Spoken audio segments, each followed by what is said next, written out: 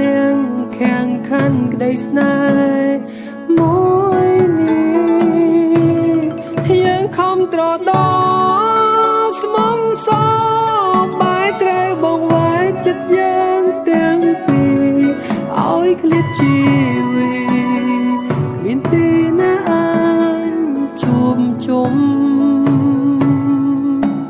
នឹកអូនពេញសំឡឹងមើលមេឃទឹកភ្នែកបងចិត្តធ្ងុយធ្ងរអង្វរឲ្យអូនត្រឡប់មកវិញ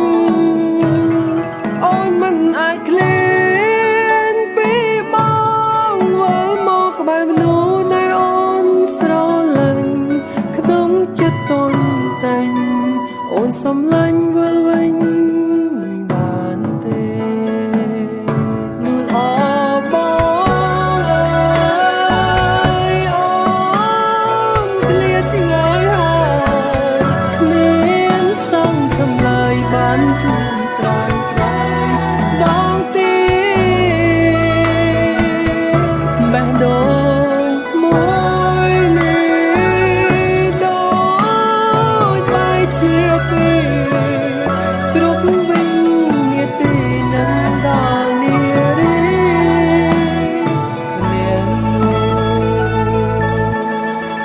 ចាប់ពីថ្ងៃនេះទៅបងត្រូវរៀនรู้ម្នាក់ឯងភាពសោកសង្រេងឲ្យបងបានស្គាល់ពីភាពឈឺចាំបងនឹងធ្វើខ្លួនឲ្យអរនៅកំដរក្នុងភាពស្ងំស្ងាត់បើមានឱកាសអូនធ្វើជាមនុស្សអបងទីមនុស្សអបងអើយអូនឃ្លាតឆ្ងាយហើយគ្មានសង្ឃឹមឡើយបានជួបត្រានត្រើយដងទីបេះដូងមួយនេះដូចបែកជាពីរគ្រប់វិញនាទីនឹងដល់នារីនាងអង្គអញអើយប្រតិបត្តិមិនគប់ព្រះសាមិនជួបប្រចាយល្អដូចអូនជនមានដូចបែងនឹងសូនគ្មានន័យប្រកាយល្អ